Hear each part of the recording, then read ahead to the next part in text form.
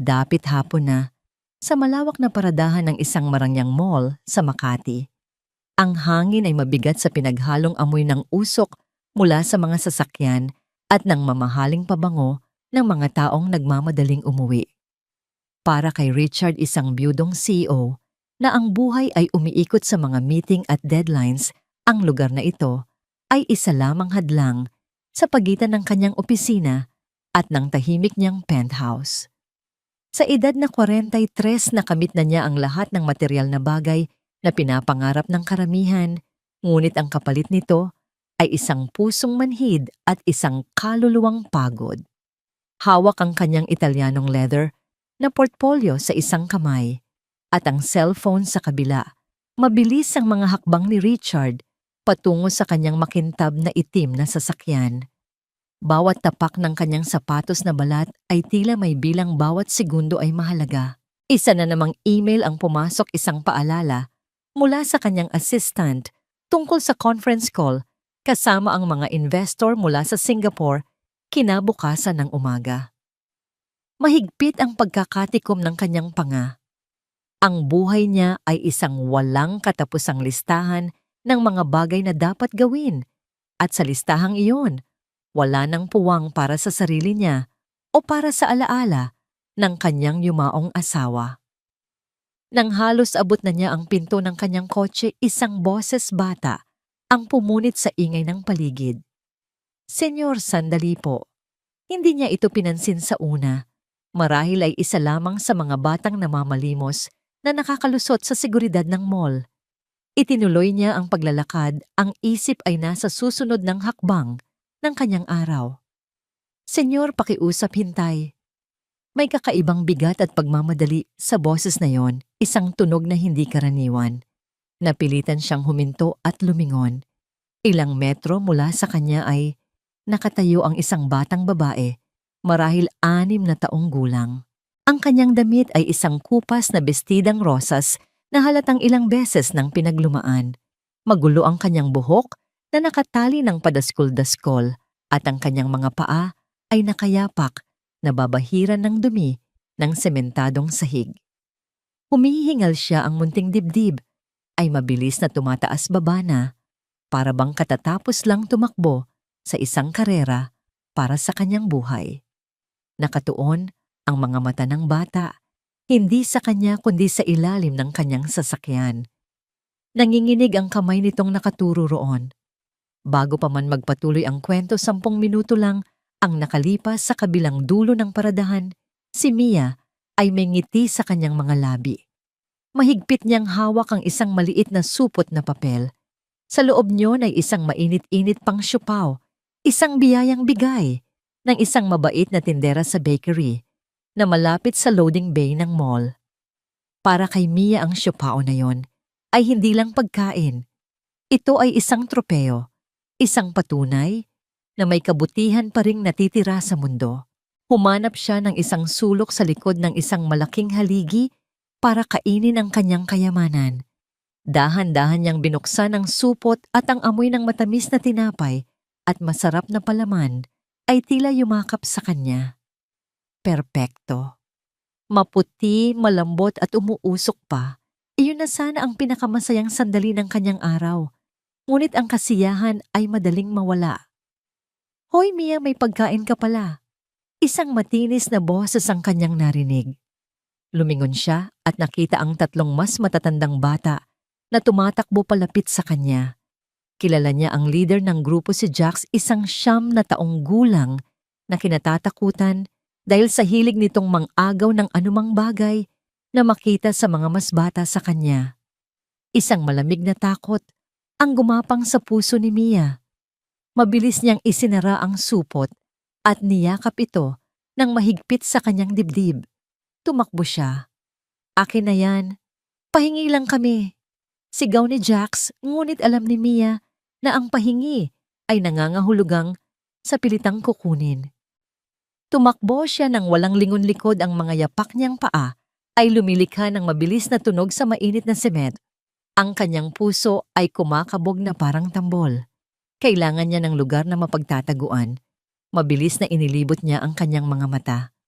Sa likod ng mga basurahan, masyadong madumi.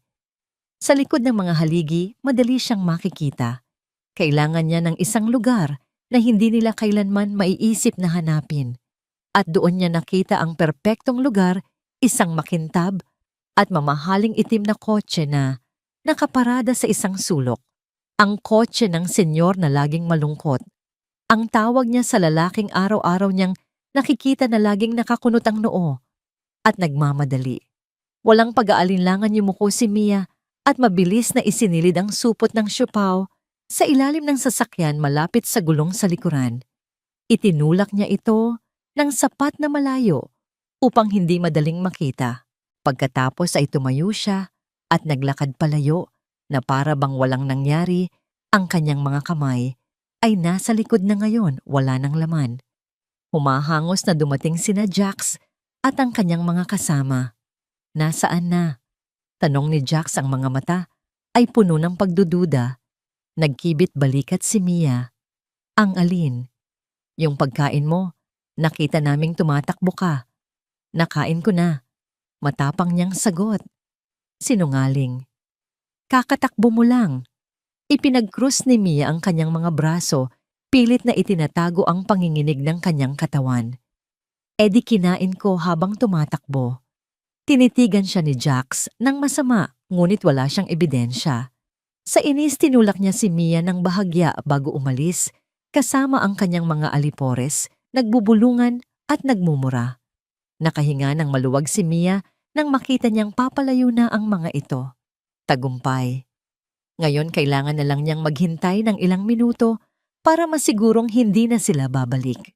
Pagkatapos ay babalikan niya ang kanyang siopaw at kakainin ito ng payapa sa kanilang munting barong-barong sa tabi ng estero kung saan naghihintay ang kanyang Lola Pilar.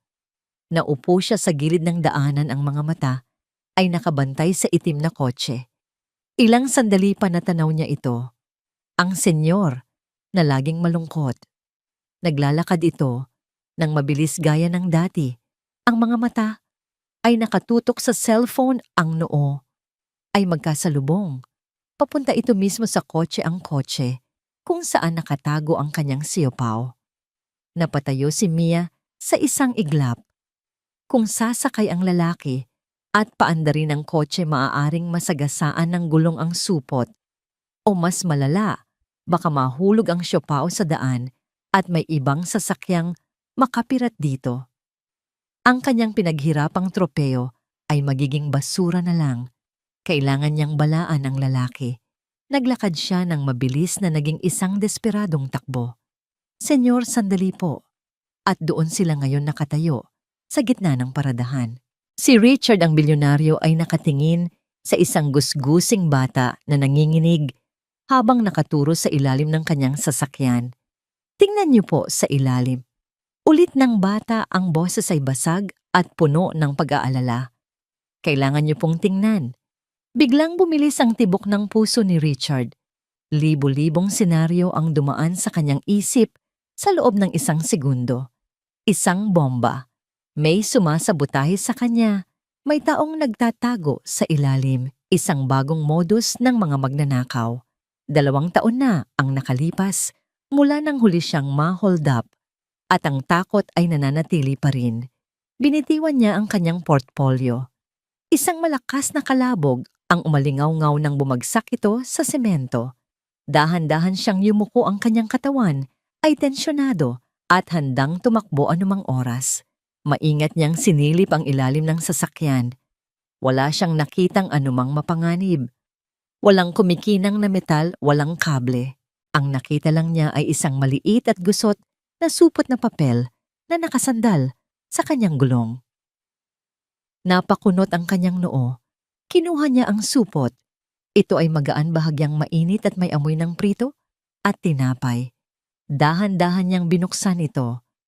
Sa loob nakita niya ang isang maliit na siopaw. Medyo malamig na at bahagyang nadikit na sa papel, ngunit buo pa rin. Wala siyang naintindihan. Dahan-dahan siyang tumayo at hinarap ang bata.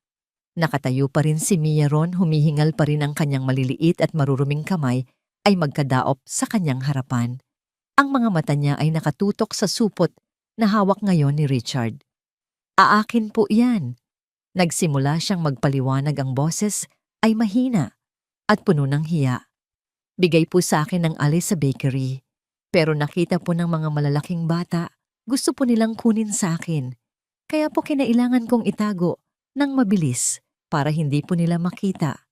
Tinitigan ni Richard ang siopao pagkatapos ay ang bata at ibinalik ang tingin sa siopao. Isang buong kwento ng pag-asa, takot at kaligtasan ang nasa isang maliit na tinapay. Kaya dito mo itinago? Tanong niya, ang boses ay mas malumanay na ngayon. Tumango si Mia, ang tingin ay nasa sahig. Pasensya na po, senyor. Hindi ko po sinasadyang gamitin ang kotse nyo para pagtaguan ng gamit ko. Pero wala na po akong ibang maisip na lugar. Akala ko po, ligtas siya dyan hanggang sa umalis na sila. Isang kakaibang kirot ang naramdaman ni Richard sa kanyang dibdib. At bakit mo ako binabalaan? Tanong niya, ang boses ay bahagyang paos. Pwede mo namang hintayin na umalis ako at kunin mo ito pabalik. Iniangat ni Mia ang kanyang mga mata. Sa unang pagkakataon, direkta siyang tumingin kay Richard. Ang kanyang mga mata ay malaki, malinaw at puno ng isang klase ng katapatan na matagal nang hindi nakikita ni Richard sa mundo ng korporasyon. Kasi po, nagsalita siya ng may pag-aalinlangan, kapag pinaandar niyo po ang kotse, baka masagasaan o baka mahulog po sa daan at may ibang sasakyang makapirat. Natakot po akong masira. Isang mabigat na katahimikan ang bumalot sa kanilang dalawa. Ang ingay ng paradahan ay tila nawala. Tinitigan ni Richard ang siopao sa kanyang kamay, ang bata sa kanyang harapan, at ang paligid na puno ng mga taong abala sa sarili nilang mga mundo, mga taong hindi nakikita ang maliit na dramang nagaganap sa harapan nila. Kaya, ito ay sayo. Dahan-dahan niyang tanong. Opo. Halos pabulong na sagot ni Mia. Sa akin po. Sana. Tumigil siya, kinagat ang kanyang labi at muling tumingin sa sahig. Nagulat si Richard sa huling salita. Sana. Nag-ipon ng lakas ng loob si Mia. Muli siyang tumingin kay Richard. Ang kanyang ekspresyon ay seryoso, isang ekspresyon na hindi akma sa kanyang edad. Sa isang sandali, nawala ang imahe ng isang gusgusing bata. Ang nakita ni Richard ay isang taong may dignidad. Huminga siya ng malalim at sa sumunod na mga salita, ang mundo ni Richard ay huminto. Para sa inyo na lang po, sir. Sabi niya, iniaabot ang siopao pabalik kay Richard. Mukhang mas kailangan niyo kaysa sa akin. Napatanga si Richard. Sa loob ng ilang segundo, tila huminto ang pag-ikot ng kanyang mundo.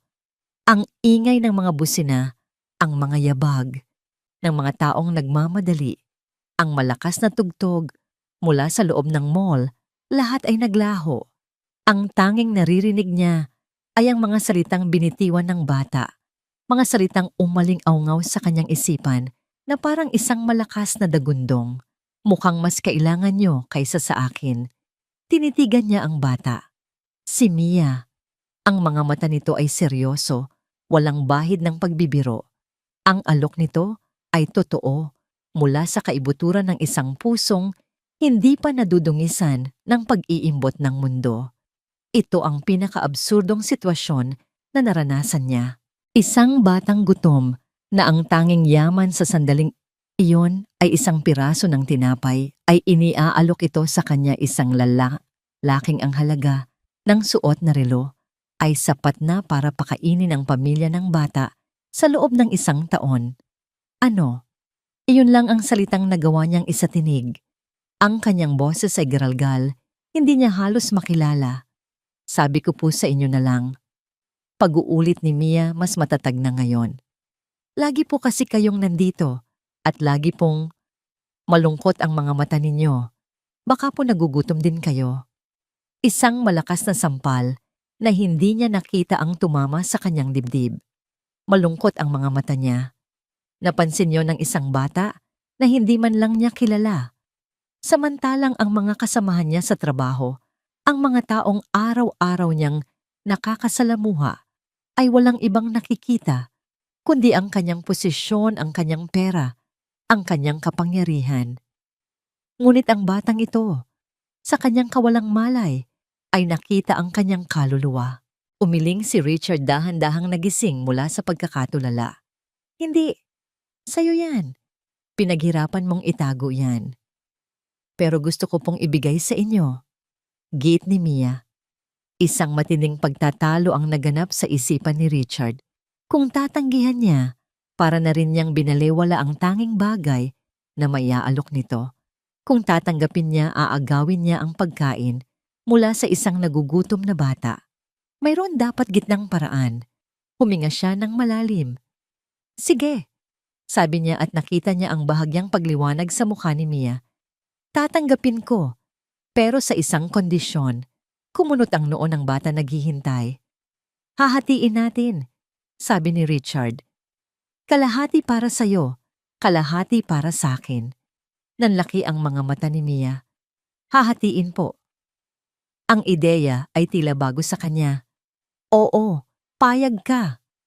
Isang dahan-dahang ngiti ang sumilay sa mga labi ni Mia.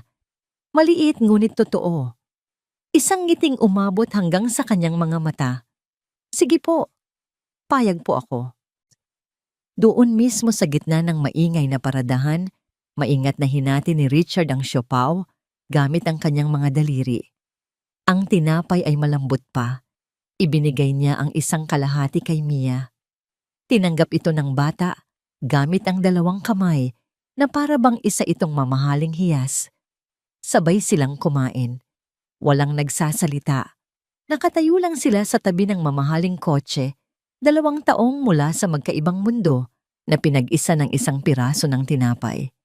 Nguya ni Richard ang kanyang bahagi. Ito ay malamig, na medyo matamis ang palaman at lasang ordinaryong siopaw na nabibili sa kanto. Ngunit para sa kanya, sa sandaling iyon ang pinakamasarap na pagkaing natikman niya sa buong buhay niya. Habang kumakain, pinanood niya si Mia. Bawat kagat nito ay dahan-dahan ninanamnam na para bang yun na ang huli niyang pagkain. Walang nasasayang. At sa pagitan ng bawat subo, isang tingin ng kasiyahan ang makikita sa kanyang mukha. Biglang bumalik sa alaala ni Richard ang isang hapon sa isang parke. Maraming taon na ang nakalipas. Kasama niya ang kanyang asawang si Catherine. Naglatag sila ng kumot sa damuhan at kumain ng sandwich. Tawa sila ng tawa habang pinapanood ang kanilang maliit na anak na si Zoe na sinusubukang habulin ng mga kalapati. Ang buhay ay simple noon. Ang kaligayahan ay simple.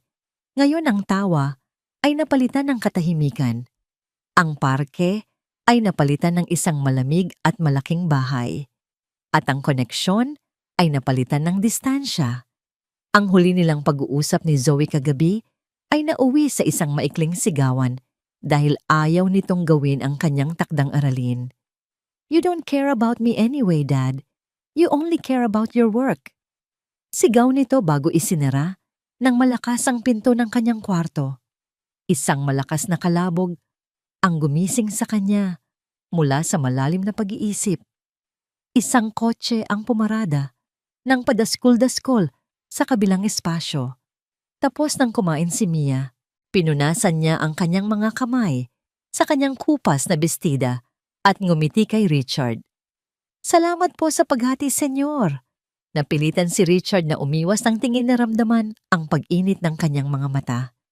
Salamat din sa paghati, Mia. Tumango ang bata at walang paalam tumalikod ito at nagsimulang maglakad palayo ang kanyang mga yapak na paa ay halos walang tunog sa semento. Sinundan siya ng tanaw ni Richard hanggang sa maglaho siya sa isang eskinita sa gilid ng mall. Naiwan siyang mag-isa, hawak ang walang lamang supot na papel. Pagpasok niya sa kanyang kotse, ang katahimikan ay tila nakabibingi. Ang amoy ng siopaw ay naiwan sa hangin. Tumingin siya sa kanyang salamin at nakita ang isang lalaking hindi niya na halos kilala. Isang lalaking may malungkot na mga mata. Ang biyahe pauwi sa kanyang penthouse sa Bonifacio Global City ay parang isang panaginip. Ang mga nagtataasang gusali na dati simbolo ng kanyang tagumpay ay tila mga malamig na bakal na pader na kumukulong sa kanya. Pagpasok niya sa kanyang unit, ang lawak at karangyaan nito, ang marmol na sahig, ang mga mamahaling muebles, ang tanawin ng buong syudad mula sa kanyang bintana ay walang nagawa, kundi iparamdam sa kanya kung gaano siya nag-iisa.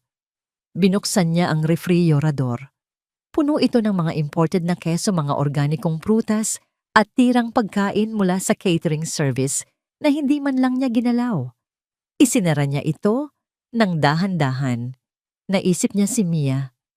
Ano kaya ang kakainin nito mamayang gabi? Hindi siya nakatulog ng maayos. Ang imahe ng mga mata ni Mia at ang lasa ng siopaw ay paulit-ulit na bumabalik sa kanyang isipan. Kinabukasan, bago pumasok sa opisina, isang bagay na hindi niya karaniwang ginagawa ang kanyang ginawa.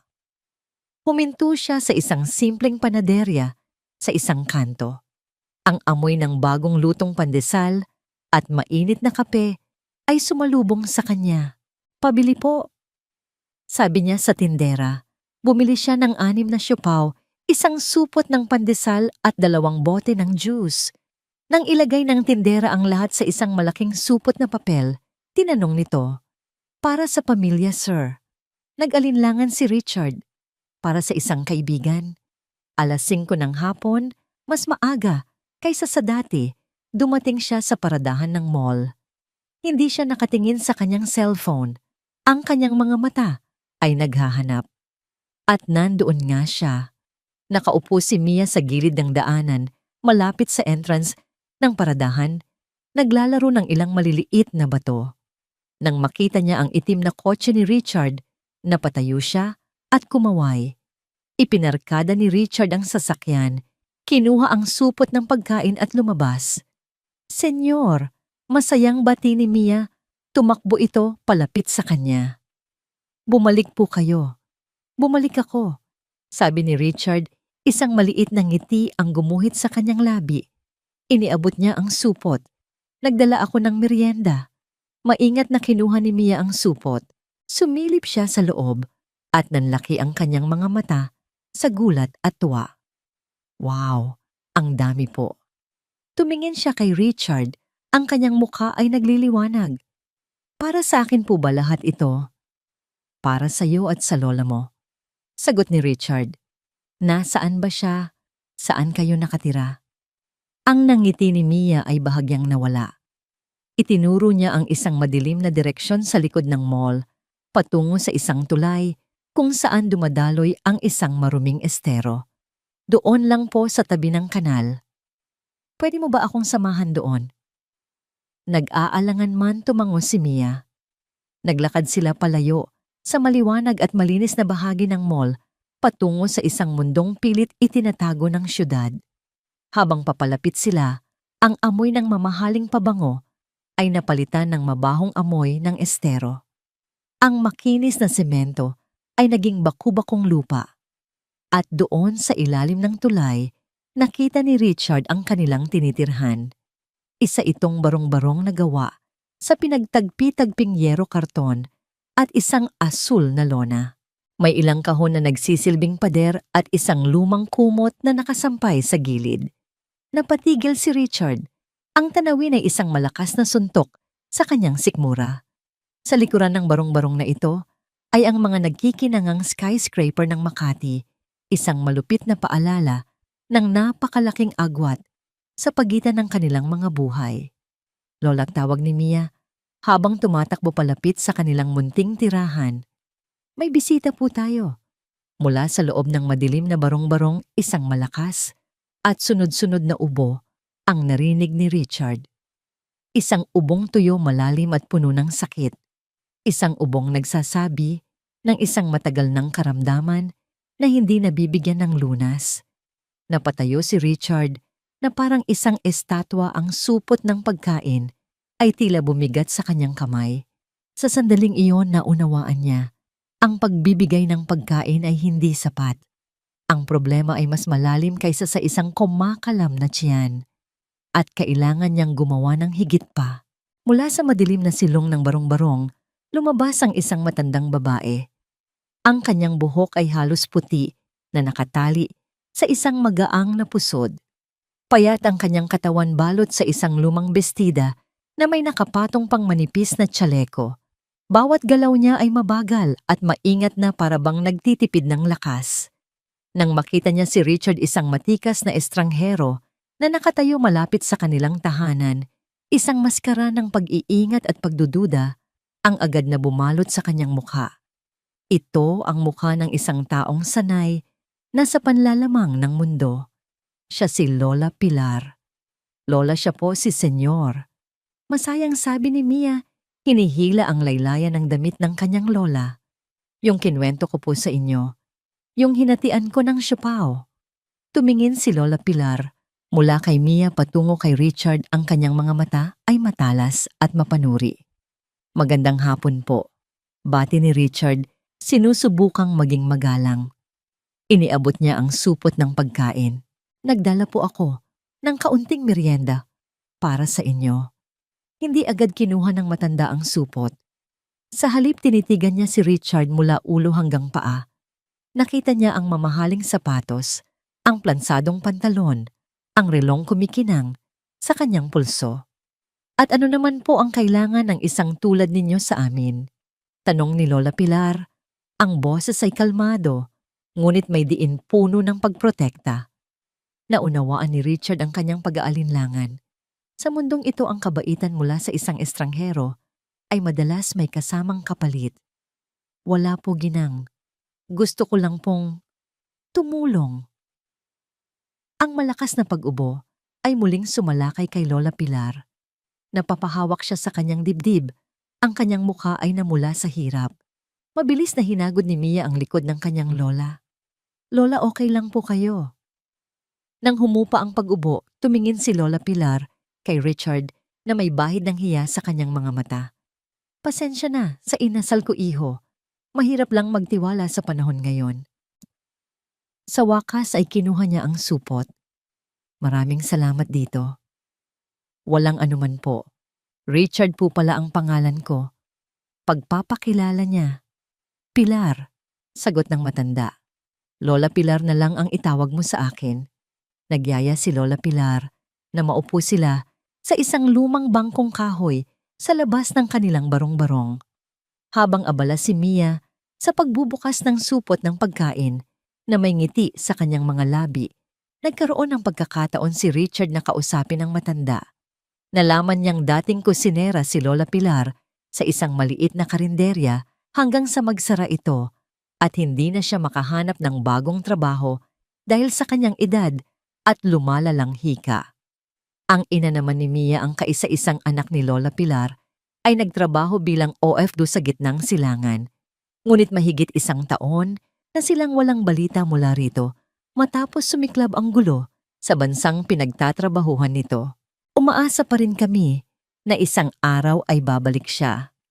Sabi ni Lola Pilar, ang tingin ay malayo, nakatuon sa maruming tubig ng estero. Si Mia na lang ang lahat sa akin ngayon. Habang nag-uusap sila, naramdaman ni Richard ang bigat ng kanilang pinagdadaanan. Ito ay hindi lamang simpleng kahirapan. Ito ay isang kwento ng pag-abandona, sakit at tibay ng loob. Ang ubo ni Lola Pilar ay hindi isang simpleng sipon. Ito ay tunog ng isang malubhang karamdaman na pinababayaan. Lola Pilar, kailangan niyo pong magpatingin sa doktor. Sabi ni Richard, hindi na napigilan ang sarili. Ang ubo niyo po ay hindi maganda. Isang mapait ng ngiti ang gumuhit sa labi ng matanda. Saan naman kami kukuha ng perang pampadoktor at pambili ng gamot, iho? Ang kaunting kinikita ko sa paglalabada ay sapat lang para sa pagkain namin sa araw-araw. Bago pa man makasagot si Richard, isang pamilyar na boses ang pumutol sa kanilang pag-uusap. Richard, anong ginagawa mo rito? Napalingon si Richard at ang kanyang sikmura ay tila bumaliktad. Nakatayo hindi kalayuan sa kanila si Kenneth, ang kanyang karibal sa kumpanya. Si Kenneth ay isang ambisyosong executive na laging naghahanap ng butas para malampasan si Richard. Nakasuot ito ng kanyang perpektong plansadong suit.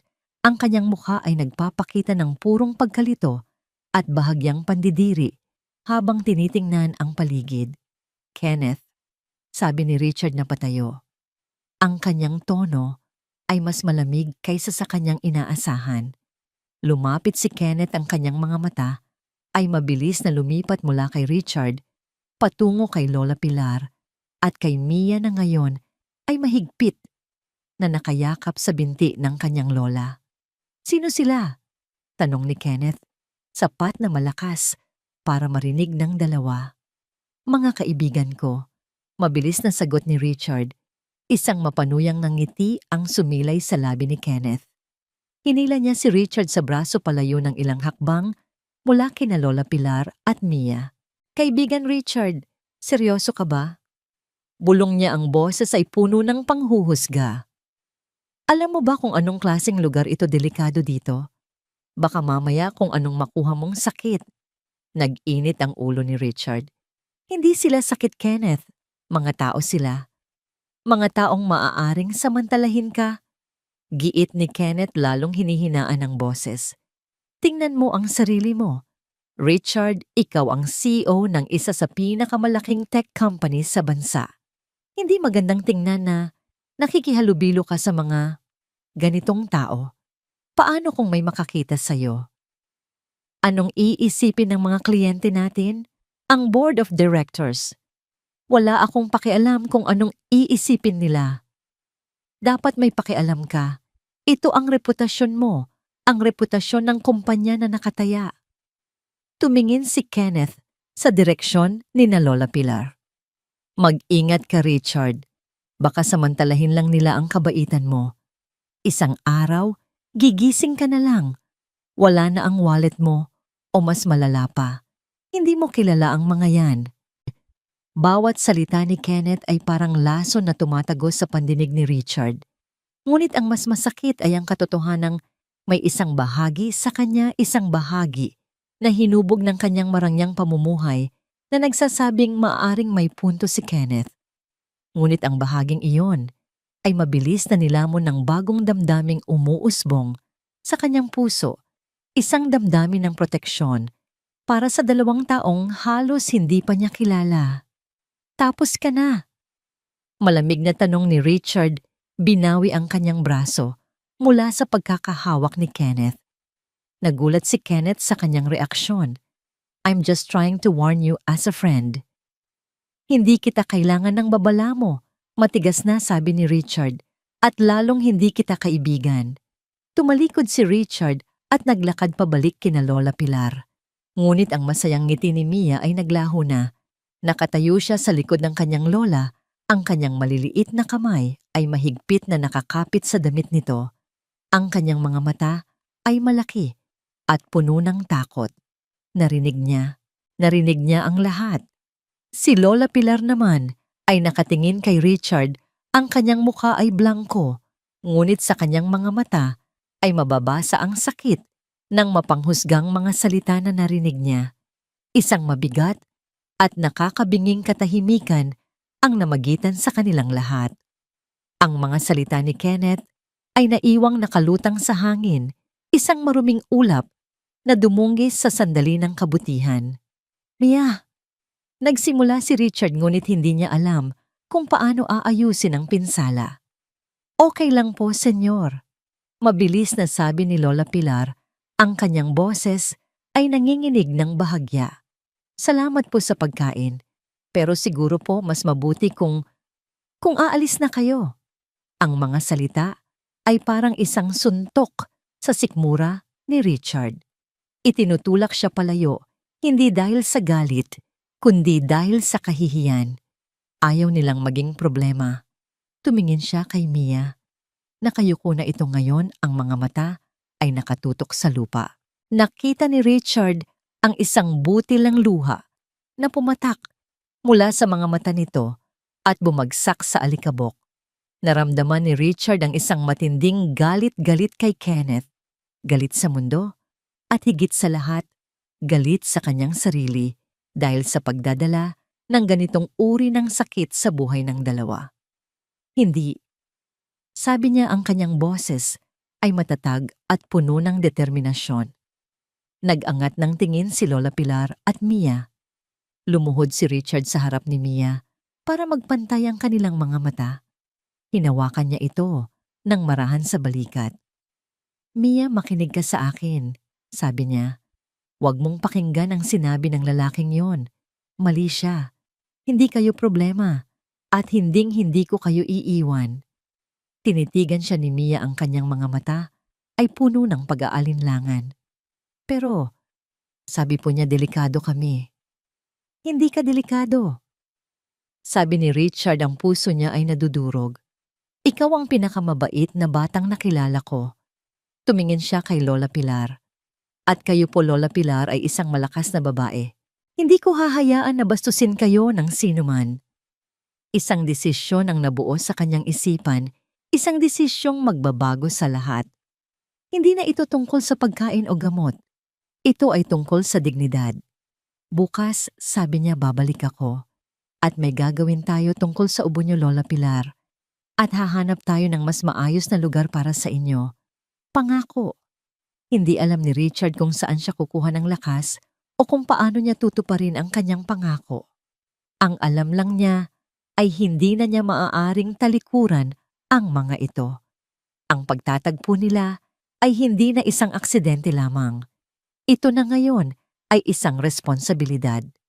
At sa unang pagkakataon, sa loob ng maraming taon, naramdaman niyang mayroon siyang isang bagay na karapat-dapat ipaglaban. Kinabukasan, hindi mapakali si Richard sa kanyang opisina. Ang mga numero sa spreadsheet ay tila lumalangoy sa harap ng kanyang mga mata. Ang boses ng kanyang mga manager sa meeting ay parang ugong na walang kahulugan. Ang imahe ni Mia at Lola Pilar at ang mga mapanghusgang salita ni Kenneth ay paulit-ulit na naglalaro sa kanyang isipan. Ang pangakong binitiwan niya ay isang mabigat na responsibilidad at kailangan niyang humanap ng paraan upang tuparin ito. Hindi bukas, hindi sa susunod na linggo, kundi ngayon. Pagkatapos ng tanghalian, tinawagan niya si Grace, ang kanyang pinagkakatiwalaang Human Resources Manager. Grace, may itatanong ako. Diretsong sabi ni Richard, yung maliit na bodega sa likod ng pantry natin ginagamit pa ba?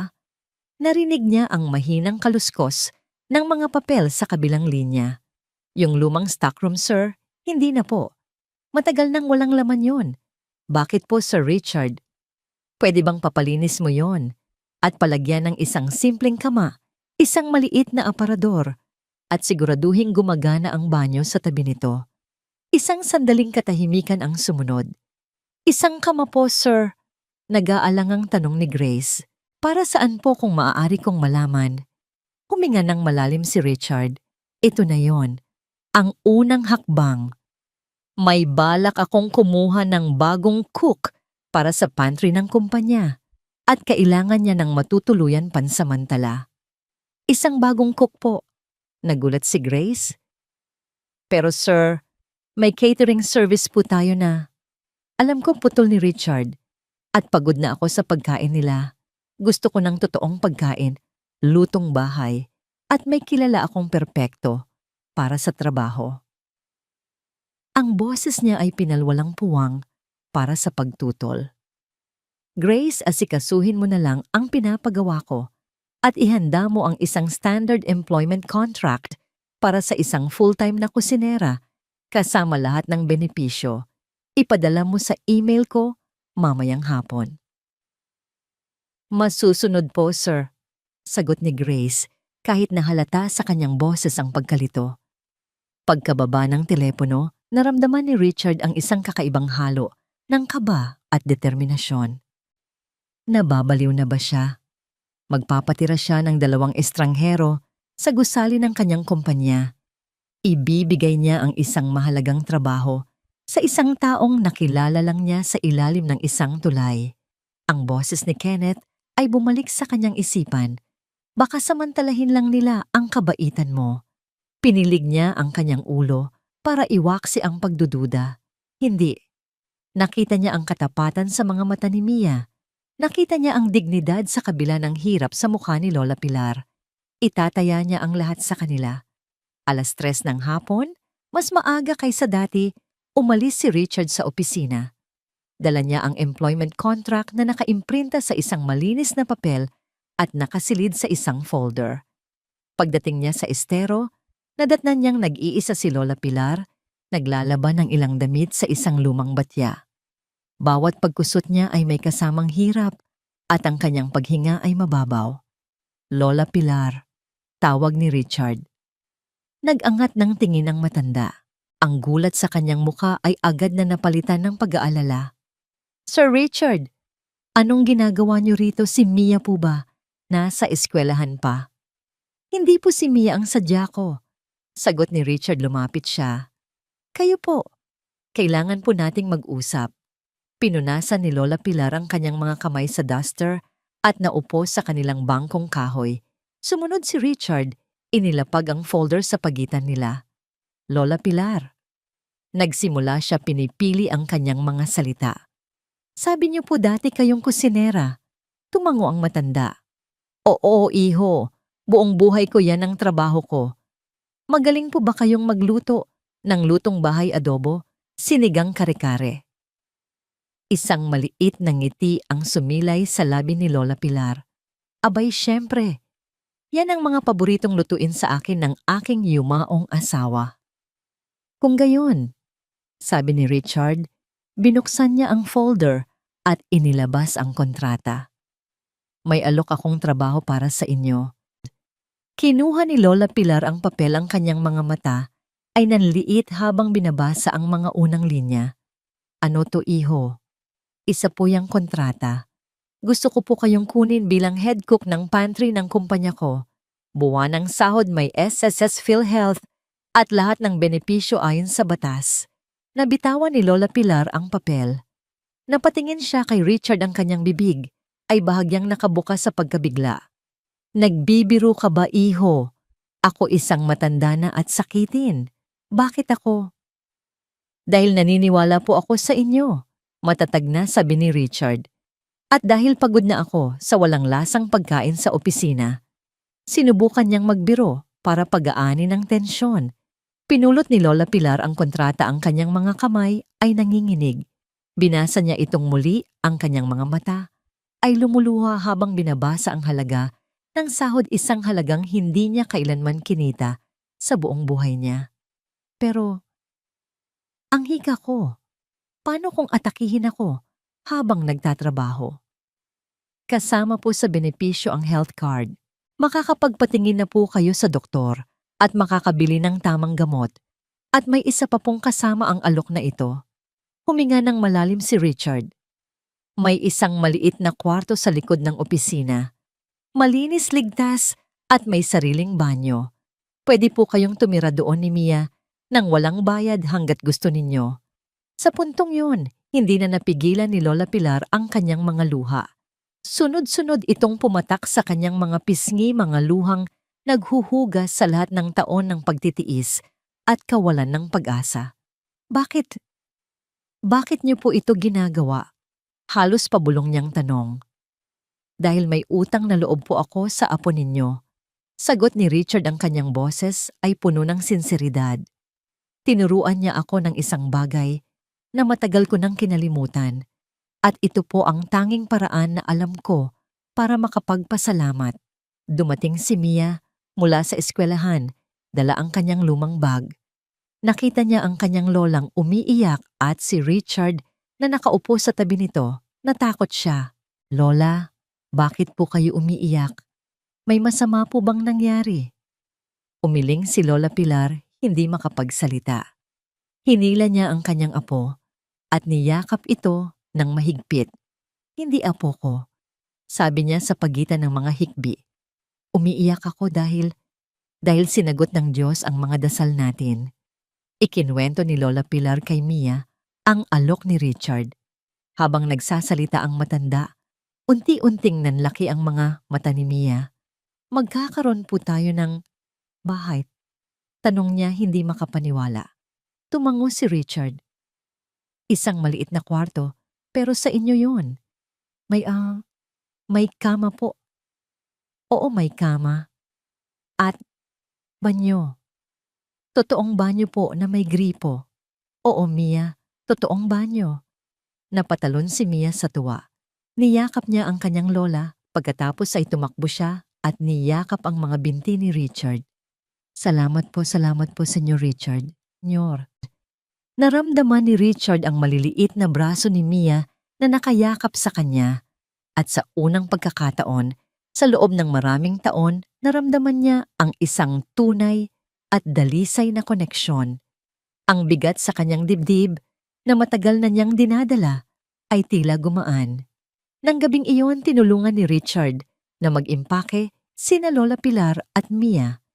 Ang lahat ng kanilang ari-arian sa mundo ay nagkasya sa 2 malaking supot ng basura at isang maliit na kahon. Habang paalis sila sa barong-barong, lumingon si Lola Pilar sa huling pagkakataon. May lungkot sa kanyang mga mata para sa lugar na nagsilbing kanilang kanlungan, ngunit may mas malaking pag-asa para sa kinabukasang naghihintay. Handa na po kami, iho. Sabi niya kay Richard, hawak ang kamay ni Mia. Sumakay sila sa makintab na itim na kotse ni Richard. Para kay Mia, ang pagsakay sa loob ay parang pagpasok sa isang spaceship. Ang lambot ng upuan, ang lamig ng aircon, ang tahimik na ugong ng makina, lahat ay bago at kamangha-mangha. Habang binabagtas nila ang mga kalsada ng Makati, palayo sa estero at patungo sa mga nagtataasang gusali, nakadungaw si Mia sa bintana. Ang kanyang mga mata ay kumikinang sa refleksyon ng libu-libong ilaw ng syudad. Para sa kanya iyon ay hindi lang mga ilaw. Iyon ay mga bituin na bumaba sa lupa, mga bituin na nagsasabing posible ang mga pangarap. At sa tabi niya tahimik na umiiyak si Lola Pilar, mga luha ng pasasalamat para sa isang alok na hindi lang nagbigay sa kanila ng trabaho at tirahan, kundi nagbigay din sa kanila ng isang bagong simula.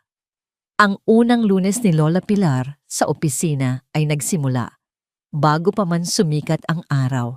Sa maliit at malinis na kwartong nagsisilbi na nilang tahanan, ang tanging maririnig ay ang mahinang tunog ng kanyang paghahanda at ang mahimbing na paghinga ni Mia na natutulog sa kama. Para kay Lola Pilar, ang bawat sulok ng kwartong yon, mula sa gumaganang ilaw hanggang sa gripo na may malinis na tubig, ay isang milagro. At ang milagrong yon ay kailangan niyang suklian ng sipag at pasasalamat. Pagpatak ng 7:00 ng umaga, isang bagong amoy ang nagsimulang gumapang sa mga pasilyo ng R&V Tech Solutions. Hindi ito ang karaniwang amoy ng kapeng bagong timpla, floor wax o air freshener. Ito ay isang amoy na pamilyar, mainit at nakakagutom.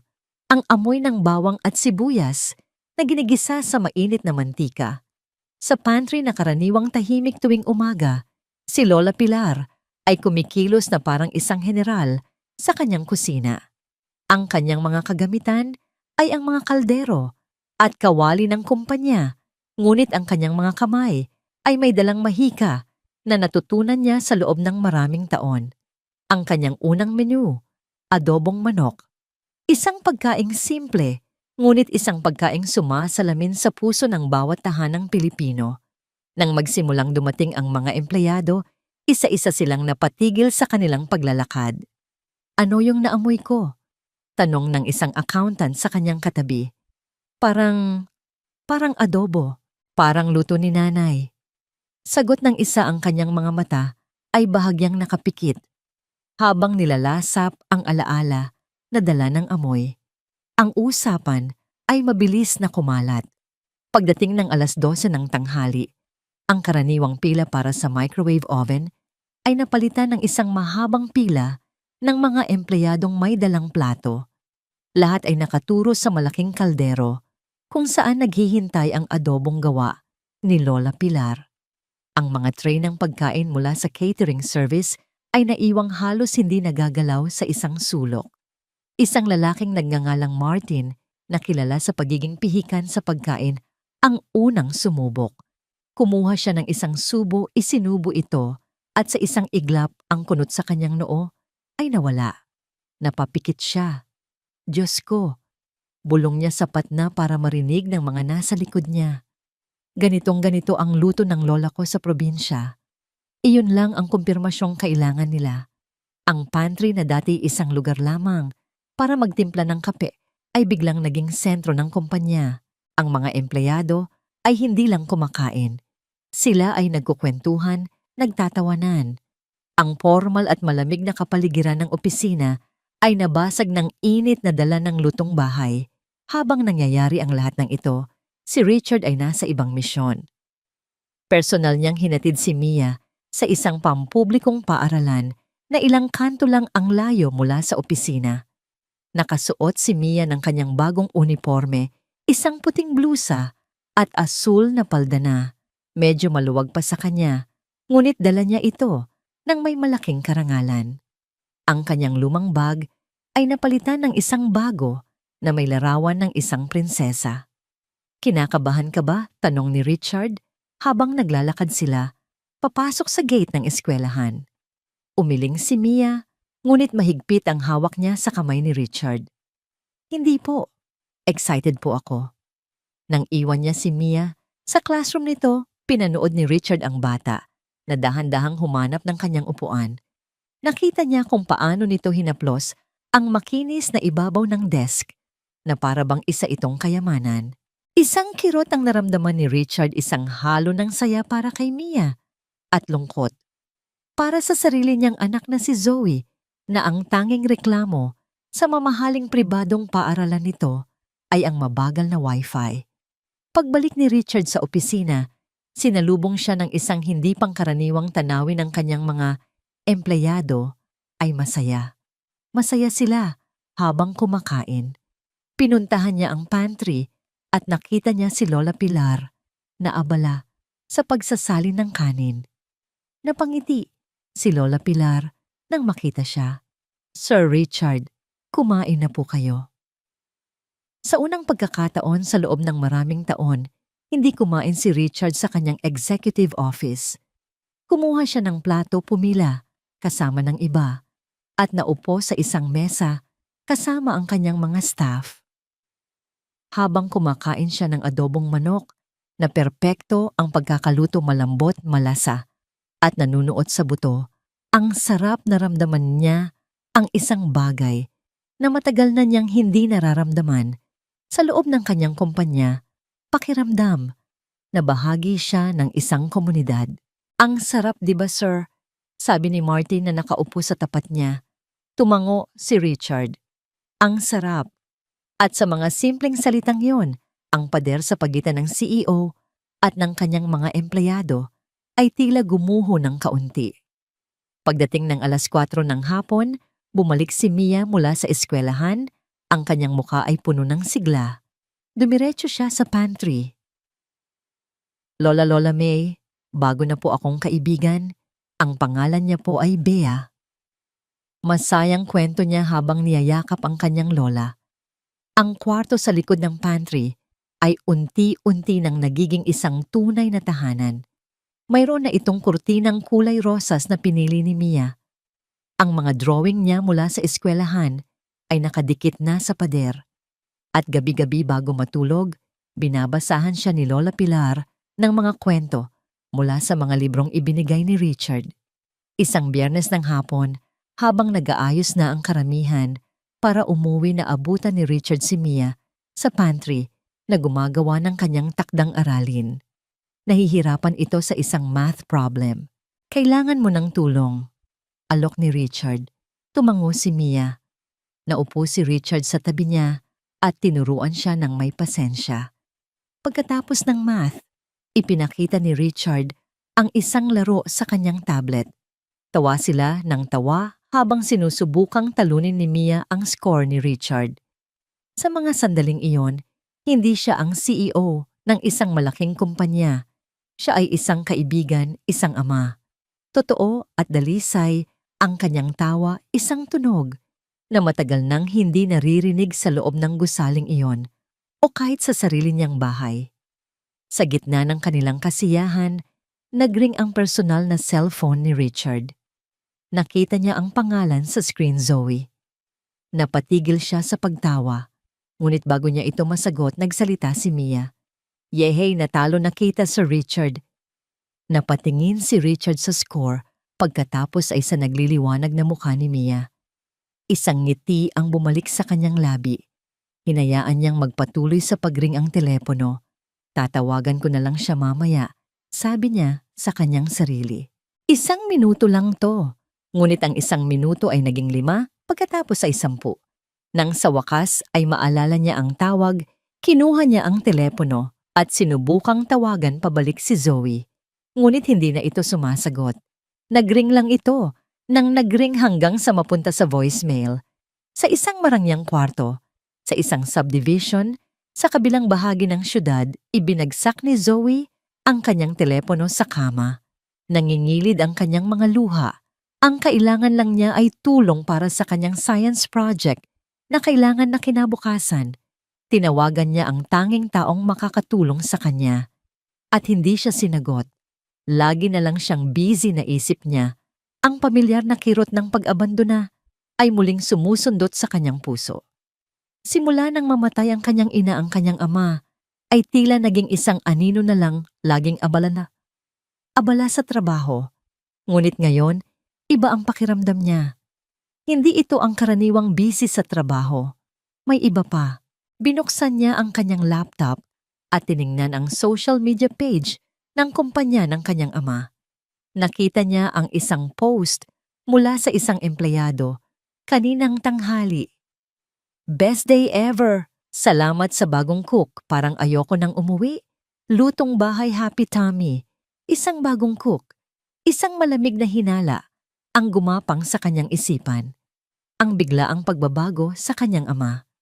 Ang pagiging mas masayahin nito sa telepono nitong mga nakaraang araw. Ang hindi nito pagsagot sa kanyang tawag.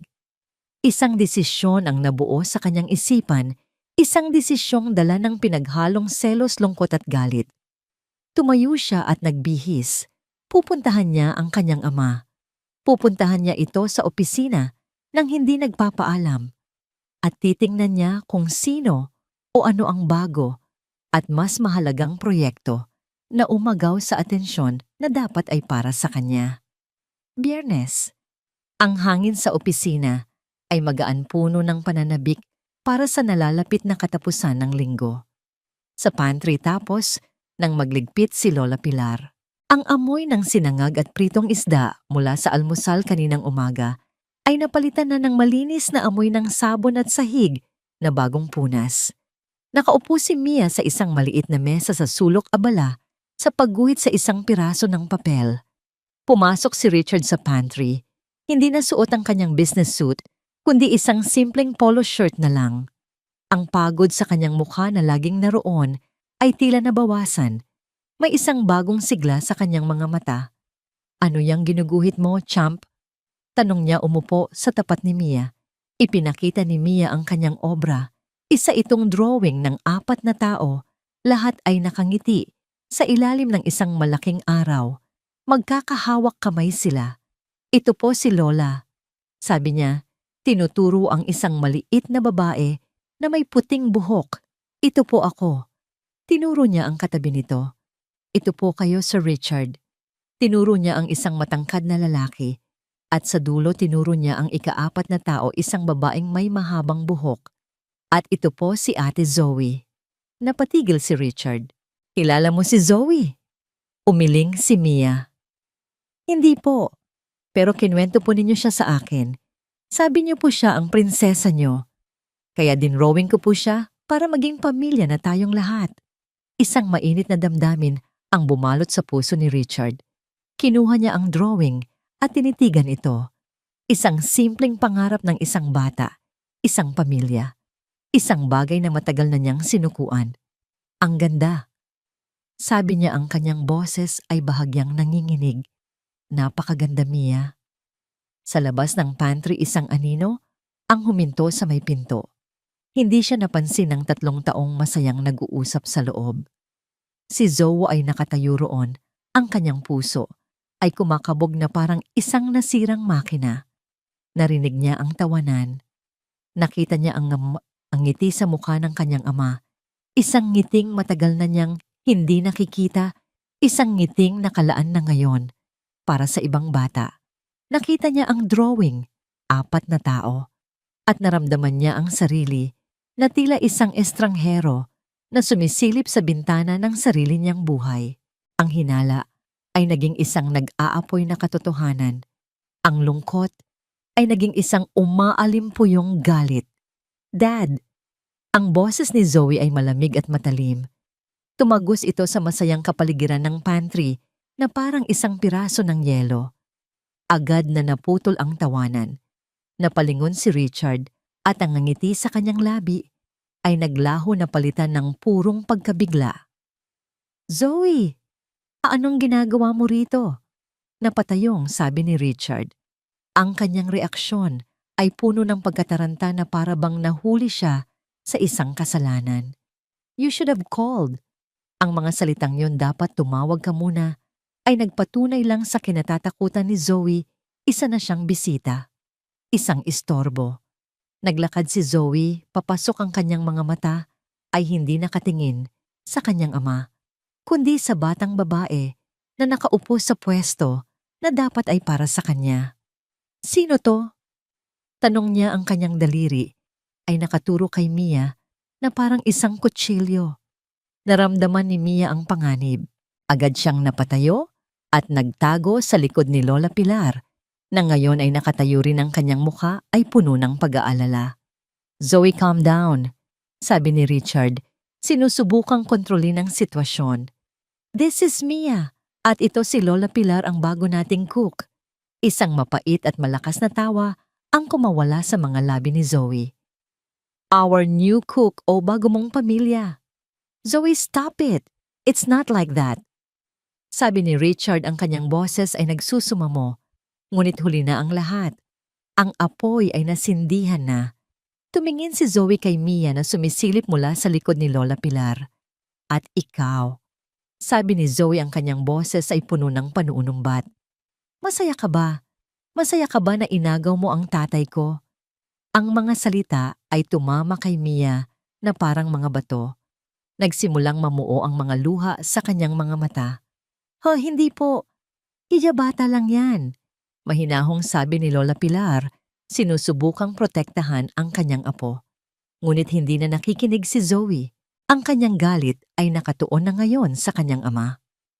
Ang ilang empleyado na naghahanda ng umuwi ay napatigil, nanonood sa eksenang nagaganap. How could you sigaw ni Zoe? Ang kanyang boses ay basag na ngayon dahil sa mga luhang nagbabanta. Pinalitan mo na kami ni Mommy. Ang bilis mo namang makalimot. Habang kami ng buong pamilya ay nagluluksa pa, ikaw heto nagpapakasaya at naghahanap na ng bagong pamilya. That's not true. Depensa ni Richard. Anong hindi totoo? Look at you. For the first time in years, nakita kitang tumawa ulit. Pero hindi para sa akin, para sa kanila. Sigaw niya. Idinuro ang 2 bagong dating sa kanilang buhay. Sa isang sulok, isang empleyado, ang maingat na inilabas ang kanyang cellphone at nagsimulang mag-record. Zoe, that's enough. Let's talk about this at home. Sabi ni Richard, sinusubukang hawakan ang braso ng anak. Huwag mo akong hahawakan. Malakas na sigaw ni Zoe, iwinaksi ang kamay ng ama. Sa kanyang galit, hindi niya sinasadyang natabig ang isang baso ng tubig sa mesa. Isang malakas na lagabog ang umalingaw-ngaw sa tahimik na opisina nang mabasag ang salamin sa sahig. Ang tunog ng pagbasag ay tila sumasalamin sa biglaang pagkasira ng lahat. Napatigil ang lahat. Ang galit ni Zoe ay napalitan ng takot. Tiningnan niya ang basag na salamin sa sahig. Pagkatapos ay ang mga matang nakatingin sa kanya, ang nasasaktang mata ng kanyang ama, ang takot na mata ni Mia, ang awa sa mata ni Lola Pilar, at ang mapanghusgang mga mata ng mga empleyado. Hindi niya nakaya. Ang bigat ay masyadong matindi. I hate you. Iyak niya sa kanyang ama. Pagkatapos ay tumakbo siya. Tumakbo siya papalabas ng pantry, papalabas ng opisina, dala ang kanyang durog na puso. Naiwan si Richard na nakatayo sa gitna ng kaguluhan. Ang drawing ni Mia ay nasa sahig na tapakan at nayupi. Ang mga piraso ng basag na salamin ay kumikinang sa ilalim ng ilaw at ang mga hikbi ng isang batang natakot ay maririnig mula sa likod ni Lola Pilar. Tiningnan niya ang daan kung saan tumakbo si Zoe. Pagkatapos ay tumingin siya kay Mia. Ang kanyang nakaraan at ang kanyang kasalukuyan ay nagbabanggaan sa isang mapaminsalang paraan. Sinubukan niyang ayusin ang kanyang buhay, ngunit ang nagawa lang niya ay wasakin ang dalawang mundo. Nakatayo siyang parang isang estatwa, hindi makagalaw, hindi makahinga. Ang tanging tanong na umuulit-ulit sa kanyang isipan ay isang bulong ng kawalan ng pag-asa. Anong nagawa ko? Ang katahimikan na sumunod sa pag-alis ni Zoe ay mas nakabibingi kaysa sa kanyang mga sigaw. Ang pantry ay tila isang entablado. Matapos ang isang trahedya, ang mga aktor ay nanigas sa kani-kanilang pwesto. Ang mga props ay nagkalat at ang hangin ay mabigat sa mga emosyong hindi masambit. Nakatayo pa rin si Richard sa gitna, ang kanyang mga kamay ay nakababa sa kanyang tagiliran, walang lakas. Ang isipan niya ay isang blangkong pader. Nais niyang tumakbo sundan ng kanyang anak. Ngunit ang kanyang mga paa ay tila nakabaon sa sahig na semento. Isang bahagi niya ang gustong ayusin ang nasira niyang relasyon kay Zoe, ngunit ang isa pang bahagi ay nakakaramdam ng matinding responsibilidad sa dalawang taong nadamay sa gulo na hindi naman nila ginusto. Si Lola Pilar ang unang kumilos. Ang kanyang mukha ay kalmado, ngunit ang kanyang mga mata ay puno ng pag-unawa na tanging ang mga taong dumaan na sa maraming pagsubok ang mayroon. Walang salita, kumuha siya ng walis at dustpan mula sa isang sulok at dahan-dahang sinimulang walisin ang mga piraso ng basag na salamin. Ang bawat walis niya ay isang kilos ng pag-aayos, hindi lang ng sahig kundi ng nasirang kapayapaan. Niyakap niya si Mia na patuloy pa rin sa tahimik na pag-iyak. "Shh, Apo, tahan na," bulong niya. Walang may kasalanan dito. Ngunit si Mia ay umiling. Nag-angat siya ng tingin kay Richard. Ang kanyang mga mata ay basang-basa at puno ng tanong. "Kasalanan ko po ba, Sir Richard?" Yung tanong niya, ang kanyang boses ay nanginginig. "Dahil po ba sa amin nag-away po kayo?" Ang tanong na yon ang tuluyang gumising kay Richard mula sa kanyang pagkakatulala. Isang matinding kirot ang tumusok sa kanyang puso. Ang inosenteng batang ito na wala namang ibang ginawa kundi maging mabait ay sinisisi na ngayon ang sarili. "Hindi, Mia. Hindi mo kasalanan." Mabilis niyang sabi, lumuhod sa harap ng bata. "Wag na huwag mong iisipin yan. Kasalanan ko to. Ako ang nagkulang." Tumingin si Lola Pilar sa kanya, ang kanyang mga mata ay nagpapahiwatig ng habag. Ang sugat hindi naghihilom sa isang gabi, iho. Mahinahon niyang sabi, "Bigyan mo muna ng panahon ang anak mo at ang iyong sarili." Tumango si Richard kahit na hindi niya alam kung paano magsisimula. Inilabas niya ang kanyang cellphone, ang kanyang mga daliri ay nanginginig habang hinahanap ang pangalan ni Zoe. Tinawagan niya ito. Isang ring, 2, 3, voicemail. Sinubukan niya ulit, voicemail pa rin. Pangatlong beses, ang tawag ay hindi na pumapasok. Ibinaba na nito o pinatay ang telepono. Isang malakas na buntong hininga ang kumawala sa kanya, puno ng pagkabigo. Tumayo siya at naglakad-lakad sa loob ng pantry. Ang kanyang mga kamay ay nasa kanyang buhok. "Kailangan ko siyang makausap. Kailangan kong ipaliwanag." "Mauunawaan ka rin niya," sabi ni Lola Pilar. "Dahil anak mo siya. Ang galit ay lilipas, ngunit ang pagmamahal ay mananatili." Samantala sa kabilang palapag, sa isang malamig at minimalistang opisina, si Kenneth ay nakaupo sa kanyang silyang balat, isang matagumpay na ngiti ang nakapaskil sa kanyang mukha. Sa screen ng kanyang mamahaling laptop ay nagpi-play ang isang video, isang nanginginig, nakuha ng buong komprontasyon sa pantry. Ang sigaw ni Zoe, ang pagkabigla ni Richard ang basag na salamin. Lahat ay nandoon. Kakatapos lang itong i-email sa kanya ng isang empleyado na may kasamang mensahe, Sir Kenneth, for your eyes only. I'm concerned about the company's well-being. Concern my ass, bulong ni Kenneth sa sarili.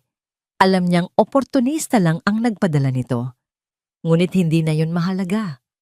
Ang mahalaga ay ang gintong ebidensya na hawak niya ngayon.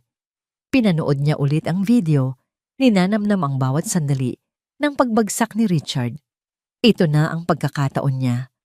Ang sandata na kailangan niya para makuha ang posisyong matagal na niyang inaasam. Hindi niya ito sasayangin. Maingat siyang gumawa ng isang email. Hindi niya direktang ipinadala ang video. Masyadong halata iyon. Sa halip nagsimula siyang magtanim ng mga binhi ng pagdududa. Ang email ay para sa iilang piling miyembro ng Board of Directors, mga taong alam niyang konserbatibo at madaling maimpluwensyahan. Subject confidential concern regarding RNV's internal stability. Mga kagalang-galang na miyembro ng board, sumusulat ako sa inyo ng may mabigat na kalooban. Nitong mga nakaraang linggo, may napapansin akong mga hindi pangkaraniwang desisyon at kilos. Mula sa ating CEO, si Mr. Richard Vargas, may mga insidenteng naganap na naglalagay sa alanganin hindi lang sa kanyang personal na estado, kundi pati na rin sa imahe at seguridad ng ating kumpanya. Hindi niya binanggit sina Mia at Lola Pilar. Sa halip ginamit niya ang mga salitang questionable personnel, unvetted individuals residing within company premises, at public domestic disputes. Pagkatapos ipadala ang email, sumandal siya sa kanyang upuan na sisiyahan sa kanyang gawa. Ito ay simula pa lamang. Hahayaan niyang kumalat muna ang mga bulong-bulungan. Pagkatapos, kapag ang lahat ay nag-aalala, nasa kanya ilalabas ang kanyang alas. Gabi na nang sa wakas, ay umuwi si Richard. Ang kanyang penthouse ay tila mas malaki at mas malamig kaysa dati. Ang bawat sulok ay nagpapaalala sa kanya ng kanyang kabiguan. Sa mesa sa sala, nakita niya ang isang nakabukas na libro, ang paboritong libro ni Catherine, ang kanyang yumaong asawa. Kinuha niya ito at isang ala-ala ang bumalik sa kanya. Huwag mong hayaang kainin ka ng trabaho mo, Richard. Ang pamilya ang tunay na yaman. Napaupo siya sa sofa. Ang bigat ng mundo ay nasa kanyang mga balikat. Kinabukasan Sabado, ang tensyon sa opisina ay halos nahihipo. Ang mga empleyadong nakasaksi sa pangyayari ay nagbubulungan sa mga sulok. Ang mga hindi nakakita ay nagtatanong. Ang kwento ay nagbago-bago at lumaki sa bawat pagkukwento. Nag-amok daw ang anak ni Sir Richard. May kinalaman daw sa babae. May pinatira daw siyang mga squatter sa loob ng opisina. Sinubukan ni Richard na baliwalain ang mga ito, ngunit ang mga tingin at bulungan ay sumusunod sa kanya saan man siya magpunta. Sa gitna ng lahat ng ito, sina Lola Pilar at Mia ay nanatili sa kanilang kwarto, umiiwas, na makita ng iba, dala ang kahihiyang hindi naman dapat sa kanila. Lunes ng umaga, habang sinusubukan ni Richard na mag-focus sa kanyang trabaho, isang email ang pumasok sa kanyang inbox. Ang nagpadala, ang chairman of the board. Ang subject, urgent request for an emergency board of directors meeting. Binuksan niya ito, ang kanyang puso ay kumakabog. Binasa niya ang nilalaman. Dahil sa mga nakarating na ulat tungkol sa mga insidenteng maaaring makaapekto sa pamumuno at katatagan ng kumpanya, isang emergency meeting ang ipinapatawag sa Biyernes 10 ng umaga. Ang pangunahing agenda, isang pagrepaso sa kasalukuyang pamumuno ng CEO. Sa ibaba ng liham nakasulat ang pangalan ng taong formal na humiling ng pagpupulong, Kenneth Cruz, Chief Operating Officer. Napatitig si Richard sa screen. Ang lason ay kumalat na. Ang mga lihim at kasinungalingan ay gumawa na ng kanilang pinsala. Ang atake ay hindi na isang bulong. Isa na itong formal na deklarasyon ng digmaan. Isinara niya ang kanyang laptop. Tumingin siya sa bintana sa syudad na minsan niyang sinakop. Ngayon, ang syudad na yon ay tila ang mga pader ng isang kulungan na unti-unting sumisikip sa kanya. Ang 4 na araw na humantong sa emergency board meeting ay ang pinakamahaba at pinakamabigat sa buhay ni Richard. Ang bawat oras na lumilipas ay parang isang martilyong pumupukpok sa pundasyon ng lahat ng kanyang pinaghirapan. Ang mga bulong-bulungan sa opisina ay naging isang tahimik ngunit nakamamatay na digmaan. Ang mga kaalyado niya dati ay umiiwas na ngayon sa kanyang tingin. Ang mga ngiti ay naging pilit. Ang buong kumpanya na itinayo niya ay tila nagiging isang kampo ng kaaway. Si Kenneth naman ay parang isang hari na naghihintay ng kanyang koronasyon. Naglalakad siya sa mga pasilyo na may bagong kumpiyansa, ang kanyang mga ngiti ay puno ng pagwawagi. Hindi na niya kailangang magsalita. Ang mga alingas-ngas na pinakawalan niya ay gumagawa na ng trabaho para sa kanya. Gabi-gabi umuuwi si Richard sa isang tahimik na bahay, dala ang bigat ng kanyang mga problema. Sinusubukan niyang tawagan si Zoe, ngunit diretso pa rin ito sa voicemail. Nag-iwan siya ng hindi mabilang na mensahe, bawat isa ay mas desperado kaysa sa nauna. "Zoe anak, please. Kausapin mo ako." "I'm sorry Zoe. I messed up. Let me fix this." "I miss you, princess. Please call your dad." Walang sagot. Ang katahimikan mula sa kanyang anak ay mas masakit pa kaysa sa lahat ng paninira ni Kenneth. Isang gabi Miyerkules, 2 araw, bago ang pagpupulong, hindi na umuwi si Richard. Nanatili siya sa kanyang opisina, nakaupo sa dilim, pinapalibutan ng mga kumikinang na ilaw ng syudad sa labas. Tinitingnan niya ang kanyang mga pagpipilian. Ang unang landas ay ang landas na alam niya, ang landas ng pakikipaglaban. Kaya niyang gawin iyon. Mayroon siyang sariling mga alas laban kay Kenneth, mga record ng mga proyektong may kaduda-dudang gastos, mga testimonya ng mga empleyadong inabuso nito. Kaya niyang gawing isang maruming labanan ang board meeting. Kaya niyang sirain si Kenneth bago pa man siya masira nito. Ito ang gagawin ng lumang Richard.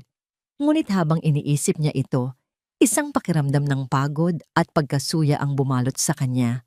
Kung gagawin niya iyon, ano ang pinagkaiba niya kay Kenneth? Babalik lang siya sa pagiging isang taong handang gawin ang lahat para sa kapangyarihan, ang mismong pagkatao na sinisikap niyang iwanan.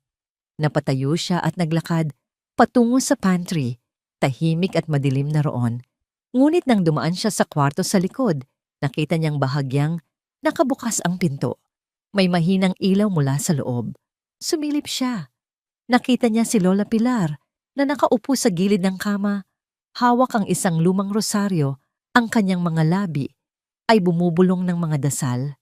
Si Mia ay mahimbing nang natutulog sa tabi niya. Kumatok si Richard ng marahan. Nag-angat ng tingin si Lola Pilar. Ang kanyang mukha ay nagpapakita ng pag-aalala. "Hindi ka pa umuuwi, iho?" "Hindi po ako makatulog." Aminado ni Richard, pumasok sa kwarto. "Malapit na po ang pagpupulong." Tumango si Lola Pilar. "Narinig ko ang mga usapan. Ipinagdarasal ko na maging maayos ang lahat." Umupo si Richard sa isang maliit na silyang kahoy sa sulok. "Hindi ko po alam ang gagawin ko, Lola Pilar. Pwede ko siyang labanan. Pwede kong gamitin ang mga lihim niya laban sa kanya. Pero parang mali." Tinitigan siya ni Lola Pilar. Ang kanyang mga mata ay puno ng karunungang hindi natututunan sa mga business school. "Iho, ang putik ay hindi nililinis ng kapwa putik." Mahinahon niyang sabi, "Kapag sinubukan mong tapakan ng isang tao para iligtas ang sarili mo, pareho lang kayong lulubog. Pero kung hindi ko gagawin, yun matatalo ako. Mawawala sa akin ang lahat." "Ano ba ang lahat, Richard?" tanong ng matanda. "Ang kumpanya, ang posisyon, o ang pagkatao mo?" Huminga siya ng malalim. "Sa tagal ko nang nabubuhay sa mundong ito, natutunan ko na ang tunay na lakas ay hindi nakikita sa kung paano ka lumaban, kundi sa kung paano ka nananatiling totoo sa iyong sarili kahit na ang buong mundo ay laban sa iyo. Ang mga salita ni Lola Pilar ay simple, ngunit tumagos sa kaibuturan ng kaluluwa ni Richard. Putik, pagkatao, katotohanan. Iyon ang mga bagay na nakalimutan niya sa kanyang pag-akyat sa tagumpay. Nagpasalamat siya sa matanda at bumalik sa kanyang opisina. Ngunit sa pagkakataong ito, hindi na siya umupo sa kanyang CEO chair. Lumabas siya ng gusali, sumakay sa kanyang kotse, at nagmaneho ng walang tiyak na direksyon hanggang sa dinala siya ng kanyang mga gulong sa isang pamilyar na lugar, ang subdivision, kung saan nakatira si Zoe kasama ang kanyang lola sa panig ng ina. Ipinarkada niya ang kotse sa tapat ng bahay. Ang mga ilaw sa loob ay patay na, maliban sa isang maliit na ilaw sa bintana ng kwarto ni Zoe. Ayaw niyang kumatok. Ayaw niyang pilitin ang sarili. Alam niyang lalo lang itong ikagagalit ni Zoe. Sa halip lumabas siya ng kotse at naupo sa bangketa sa kabilang kalsada, nakatingin sa bintana ng kanyang anak. Doon siya naupo sa loob ng 1 oras, pagkatapos ay 2 sa ilalim ng malamig na liwanag ng mga poste ng ilaw. Sa loob ng kwarto, hindi makatulog si Zoe. Narinig niya ang paghinto ng isang pamilyar na sasakyan. Sumilip siya sa bintana at nakita ang kanyang ama. Nakaupo lang ito roon, mag-isa sa dilim, nakatingin sa kanyang bintana. Isang bahagi niya ang gustong bumaba at sigawan ito. Ngunit ang isa pang bahagi ay nakaramdam ng isang matinding kirot ng awa. Hindi niya pa kailanman nakita ang kanyang ama na ganoon mukhang talunan nag-iisa at nawawala. Hindi bumaba si Zoe, ngunit hindi rin siya bumalik sa kanyang kama. Nanatili siyang nakatayo sa tabi ng bintana, nakatago sa likod ng kurtina, pinapanood ang anino ng kanyang ama sa kabilang kalsada. Pagkatapos ng halos 3 oras na pananahimik, kinuha ni Richard ang kanyang telepono. Hindi para tumawag, kundi para mag-iwan ng isang voice message. Alam niyang maaaring hindi ito pakinggan ni Zoe, ngunit kailangan niyang sabihin ito.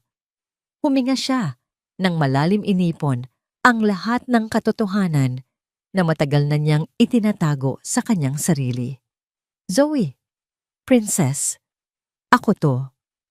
Nagsimula siya, ang kanyang boses ay mahina at basag. Alam kong galit ka at karapatan mong magalit. Hindi ako tumawag para magpaliwanag o para ipagtanggol ang sarili ko. Tumawag ako para humingi ng tawad. Isang mahabang katahimikan. Sorry anak. Sorry kung naging abala ako palagi. Sorry kung ang lagi kong dahilan ay para sa kinabukasan mo. Pero ang totoo, ginagamit ko lang ang trabaho para takasan ang lahat. Tinakasan ko ang lungkot. Tinakasan ko ang alaala ng mami mo. At ang pinakamasakit sa lahat, tinakasan kita. Isang luha ang pumatak mula sa kanyang mga mata. Wala kang kasalanan sa nangyari sa opisina. Sina Lola Pilar at Mia, mabubuting tao sila. Pero hindi yun ang issue. Ang issue ay ako. Ako ang nagkulang. Ako ang naging duwag na harapin ang sarili kong sakit, kaya hinayaan kong lumayo ang loob ko sa'yo, ang nag-iisang tao na pinakamahalaga sa akin sa buong mundo. Sa loob ng kwarto napahawak si Zoe. Sa kanyang bibig, pinipigilan ang sariling hikbi. Bawat salita ng kanyang ama ay tumatagos sa pader ng galit na itinayo niya sa paligid ng kanyang puso. Hindi ko alam kung anong mangyayari sa Biyernes. Pagpapatuloy ni Richard. Maaring mawala sa akin ang kumpanya. At kung mangyari man yon, siguro nararapat lang sa akin. Pero may isang bagay na hindi ko kayang mawala. At ikaw yon, Zoe. Hindi ko kayang mawala ka ulit. Hindi na ako lalaban ng marumi.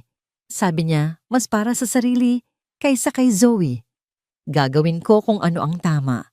At haharapin ko ang anumang kahihinatnan. Pero sana balang araw mapatawad mo ako. Mahal na mahal kita, princess. Higit pa sa kahit anong posisyon o pera sa mundo. Ibinaba niya ang telepono. Hindi na siya lumingon muli sa bintana. Dahan-dahan siyang tumayo, sumakay sa kanyang kotse at umalis.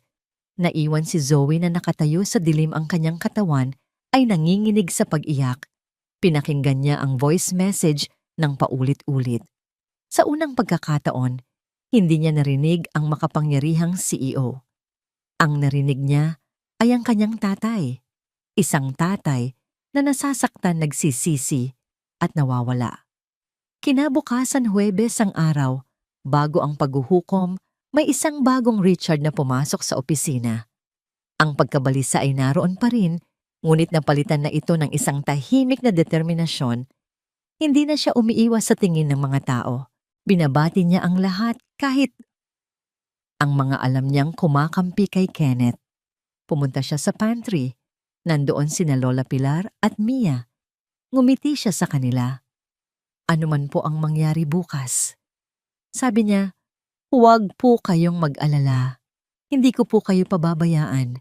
Ginugol niya ang buong araw na yon sa pakikipag-usap sa kanyang mga abogado, ngunit hindi para maghanda ng mga paninira laban kay Kenneth. Sa halip, inihanda niya ang kanyang sarili. Inayos niya ang kanyang mga personal na ari-arian. Siniguradong protektado ang kinabukasan ni Zoe at naghanda ng isang severance package para kina Lola Pilar at Mia para kung sakaling matanggal siya, hindi sila mapupunta sa wala. Nang gabing iyon, sa bahay ng lola ni Zoe, may kumatok sa pinto ng kanyang kwarto. Zoe! Boses ng kanyang lola. May bisita ka. Wala po akong inaasahang bisita, sagot ni Zoe. Bumukas ang pinto at pumasok ang kanyang lola. Sa likod nito ay nakatayo si Lola Pilar at sa likod naman nito ay si Mia na mahigpit na nakayakap sa isang maliit na bagay na nakabalot sa papel. Ang tatlo ay mukhang kinakabahan. Napatayo si Zoe na gulat. Anong ginagawa niyo rito? Lumapit si Lola Pilar. Hiya, pasensya na kung naistorbo ka namin. Mahinahon niyang sabi. Gusto lang naming humingi ng tawad. Para saan? Para sa gulong na idulot namin, sabi ni Lola Pilar, ang kanyang mga mata ay puno ng sinseridad. Hindi namin sinasadya. Lumapit si Mia, ang kanyang mga mata ay nasa sahig at iniabot ang bagay na hawak niya. Para po sa inyo. Bulong niya. Kinuha ito ni Zoe. Isa itong maliit na kahon. Binuksan niya. Sa loob nakita niya ang isang maliit na siupaw na gawa sa kamay at sa tabi nito ay ang nayuping drawing. Maingat itong inunat at idinikit sa isang karton. Ang drawing ng 4 na taong magkakahawak kamay. Sabi po ni Sir Richard, paborito niyo daw po ang siupaw, sabi ni Mia. At sorry po kung dinrawing ko kayo nang hindi nagpapaalam. Gusto ko lang po na maging masaya si Sir Richard. Tinitigan ni Zoe ang drawing. Tinitigan niya ang siupaw.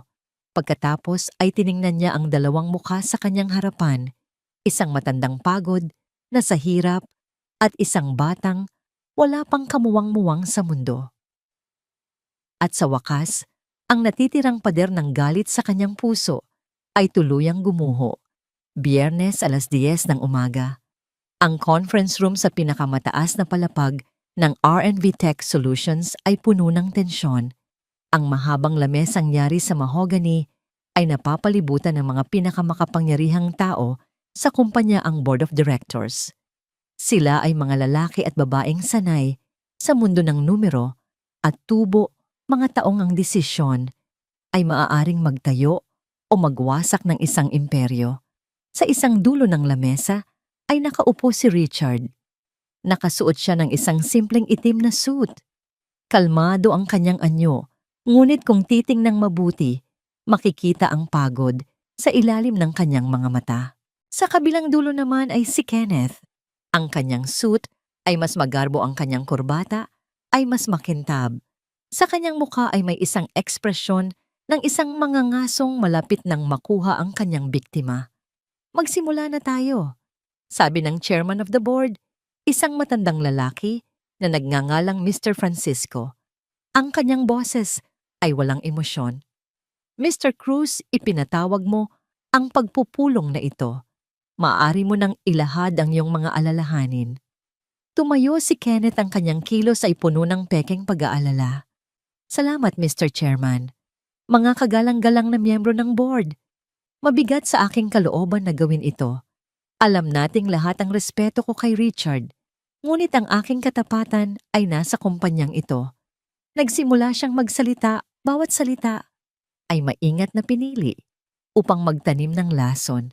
Binanggit niya ang erratic behavior ni Richard, ang kanyang unprofessional decisions at ang pagpayag nitong compromise company security sa pamamagitan ng pagpapatira ng mga hindi kilalang tao sa loob ng gusali. Ang R&V Tech Solutions ay hindi isang charity institution, diin ni Kenneth. Ito ay isang negosyo at ang mga desisyon ng ating CEO ay nagpapakita ng isang nakababahalang kakulangan ng pag-unawa sa pagkakaiba ng dalawa. Pagkatapos, inilabas niya ang kanyang alas. At para patunayan ang aking punto, meron akong isang video na kuha mismo sa loob ng ating opisina noong nakaraang linggo. Isang video na sa aking palagay ay nagsasabi ng lahat. Isang malaking screen sa dingding ang umilaw. At doon, pinanood ng buong board ang nakakahiyang eksena. Ang sigawan. Ang pagdating ni Zoe, ang mga salitang, "Pinalitan mo na kami ni Mommy." Ang pagbasag ng salamin. Ang pagtakbo ni Zoe habang umiiyak. Nang matapos ang video, isang mabigat na katahimikan ang bumalot sa silid. Ang ilan sa mga miyembro ng board ay napailing. Ang iba ay hindi makatingin. Nang diretso kay Richard, ang pinsala ay malaki. Gaya ng nakita ninyo, pagpapatuloy ni Kenneth, ang kanyang boses ay puno ng huwad na awa. Ang ating CEO ay hindi lang gumagawa ng mga desisyong makakasama sa negosyo, hinahayaan din niyang madamay ang kanyang personal at pampamilyang problema sa loob ng ating lugar ng trabaho. Paano natin pagkakatiwalaan ang isang leader na hindi kayang kontrolin ang sarili niyang buhay? Umupo si Kenneth na sisiyahan. Checkmate. Lumingon si Mr. Francisco kay Richard. Ang kanyang mukha ay seryoso. Richard, mayroon ka bang nais sabihin para ipagtanggol ang iyong sarili? Tumayo si Richard. Ang lahat ng mga mata ay nasa kanya. Ito na ang sandali. Maaari niyang ilabas ang folder na naglalaman ng mga kasalanan ni Kenneth. Maaari niyang ibalik ang putik. Ngunit naaalala niya ang mga salita ni Lola Pilar. Ang putik ay hindi nililinis ng kapwa putik. Naaalala niya ang mukha ng kanyang anak. Huminga siya ng malalim. Wala po akong sasabihin para ipagtanggol ang sarili ko. Nagsimula si Richard. Ang kanyang boses ay kalmado at matatag. Nagulat ang lahat, lalo na si Kenneth. Dahil ang karamihan sa mga sinabi ni Kenneth ay totoo. Isang bulungan ang kumalat sa silid. Totoo na nagpatira ako ng 2 tao sa ating gusali. Pagpapatuloy ni Richard, isang 65 taong gulang na babae na may malubhang hika at ang kanyang 6 na taong gulang na apo. Sila ang questionable personnel na tinutukoy niya. At totoo na nagkaroon ng isang masakit na komprontasyon sa pagitan ko at ng aking anak. Ang video na yon ay nagpapakita ng aking pinakamalaking kabiguan. Hindi bilang isang CEO, kundi bilang isang ama. Hindi makapaniwala si Kenneth. Ito ay isang pagsuko. Nitong mga nakaraang taon, sabi ni Richard, ang kanyang tingin ay lumibot sa bawat miyembro ng board. Naging abala ako sa pagpapalago ng kumpanyang ito. Sinukat ko ang aking tagumpay sa pamamagitan ng stock prices, revenue at market share. At sa proseso, kinalimutan ko kung ano talaga ang ibig sabihin ng halaga. Ngunit nitong mga nakaraang buwan may nangyari. Nakilala ko ang isang batang babae na sa kabila ng gutom ay inalok sa akin ang kanyang nag-iisang piraso ng tinapay. Nakilala ko ang isang lola na sa kabila ng sakit at kahirapan ay hindi binitiwan ng kanyang dignidad. Tinuruan nila ako ng isang bagay na hindi itinuturo sa Harvard Business School. Tinuruan nila ako na ang pinakamahalagang asset ng isang kumpanya ay hindi ang teknolohiya o ang kapital. Ito ay ang mga tao. Naglakad siya palapit sa screen. Oo, nagkamali ako. Hinayaan kong masira ang relasyon ko sa aking anak. At iyon ay isang pagsisisi na dadalhin ko habang ako'y nabubuhay. Ngunit ang pagtulong kina Lola Pilar at Mia, iyon ang nag-iisang desisyon na ginawa ko sa loob ng matagal na panahon na alam kong tama. Tumingin siya ng diretso sa mga mata ng board. Kung ang pagiging isang epektibong CEO ay nangangahulugan na kailangan kong maging manhid, na kailangan kong talikuran ang mga taong nangangailangan, na kailangan kong unahin ang tubo kaysa sa puso. Kung gayon marahil ay hindi na ako ang tamang tao para sa posisyong ito. Pero kung naniniwala kayo tulad ko na ang isang kumpanyang may puso ay isang kumpanyang mas matatag, kung naniniwala kayo na ang pag-aalaga sa ating mga tao mula sa pinakamataas hanggang sa pinakamababa ang siyang magdadala sa atin sa tunay na tagumpay. Kung gayon, handa akong pamunuan kayo sa bagong direksyong yon. Isang direksyon na may integridad, malasakit at humanidad. Isang katahimikan ang muling bumalot sa silid. Ngunit sa pagkakataong ito, iba na ang pakiramdam. Hindi ito katahimikan ng paghuhusga, kundi ng malalim na pagninilay. Tapos ka na ba, Richard? Tanong ni Mr. Francisco. Opo, sir. Umupo si Richard. Ginawa na niya ang kanyang pagpili. Ano man ang mangyari, payapa na ang kanyang kalooban. Biglang bumukas ang pinto ng conference room. Ang lahat ay napalingon. Pumasok si Zoe. Sa likod niya ay sina Lola Pilar at Mia. Napatayo si Richard sa gulat. Zoe. Anong? Sandali lang po. Sabi ni Zoe, ang kanyang boses ay nanginginig ngunit determinado. Humarap siya sa board. Ako po si Zoe Vargas. Ako po ang anak niya. At ako po ang nasa video. Nagkatinginan ng mga miyembro ng board. Yung mga sinabi ko po sa video, hindi po yun totoo. Sabi ni Zoe, ang mga luha ay nagsisimulang mamuo sa kanyang mga mata. Hindi po pinalitan ng tatay ko ang mami ko. Ang totoo po ako ang nagkamali. Nagseselos po ako at nasasaktan at sa kanya ko po ibinunton ang lahat ng galit ko. Pero ang tatay ko po, siya po ang pinakamabait na taong kilala ko. Tumingin siya kay Richard. Dad, I'm so sorry. Pagkatapos ay lumingon siya kay Kenneth. At kayo po. Sabi niya, kayo po ang masama dahil ginagamit niyo po ang sakit ng pamilya namin para sa sarili ninyong interes. Napatanga si Kenneth. Hindi niya ito inaasahan. Lumapit si Mr. Francisco at lumuhod sa harap ni Zoe. Ngumiti siya. Salamat, Hija. Napakatapang mo. Tumayo ang chairman at humarap sa board. Sa tingin ko malinaw na ang lahat. Tumingin siya kay Kenneth at ang kanyang ngiti ay naglaho. Mr. Cruz, ang iyong kawalan ng integridad ay nakakabahala. Mag-uusap tayo mamaya. Pagkatapos ay lumingon siya sa buong silid. At para sa agenda ng pagpupulong na ito, ako ay boboto na panatilihin si Richard Vargas bilang ating CEO. At hindi lang yan. Sinusuportahan ko ang kanyang bagong pananaw para sa kumpanya.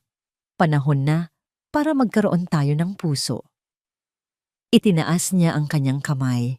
Isa-isa ang ibang mga miyembro ng board ay nagtaas din ang kanilang mga kamay hanggang sa halos lahat ay sumang-ayon na. Nakahinga ng maluwag si Richard, isang hiningang tila isang taon niyang pinigilan. Ngunit ang tagumpay sa boardroom ay hindi ang pinakamahalaga sa kanya sa sandaling iyon. Ang kanyang mga mata ay nakatuon lamang sa kanyang anak. Tumakbo si Zoe palapit sa kanya at niyakap siya ng mahigpit. I love you, Dad. I love you too, Princess. Bulong ni Richard, niyakap pabalik ang kanyang anak. More than you'll ever know. Sa isang sulok na kangiting nanonood, sina Lola Pilar at Mia. Ang isang maliit na syupao na itinago sa ilalim ng isang kotse ay nagsimula ng isang kadena ng mga pangyayari na hindi lang nagligtas sa kanila, kundi nag-ayos din ng isang sirang pamilya at nagbago sa puso ng isang buong kumpanya. 6 na buwan ang lumipas. Ang mga pasilyo ng R&B Tech Solutions ay may bagong sigla. Ang mga bulungan at tensyon ay napalitan ng tunog ng masiglang usapan at paminsan-minsang tawanan. Ang pinakamalaking pagbabago ay hindi makikita sa mga financial report, kundi sa mga mukha ng mga empleyado. Mayroon ng nanangiti, mayroon ng pakikisama. Sa entrance lobby ng gusali, kung saan dati isang modernong abstract painting, ang nakasabit ngayon ay isang malaking larawan na ang makikita. Ito ay isang candid shot na kuha sa pantry. Si Richard nakaupo sa isang mesa, tumatawa ng malakas. Sa tabi niya ay si Lola Pilar na may hawak na sandok at isang mapagmahal na ngiti. At sa harap nila ay sina Zoe at Mia magkatabi, parehong nakatingin sa isa't isa na para bang magkapatid habang nag-aagawan sa huling piraso ng leche flan. Sa ilalim ng larawan ay may isang simpleng tansong plaque na nakaukit ang mga salitang, "Ang ating pinakamahalagang asset."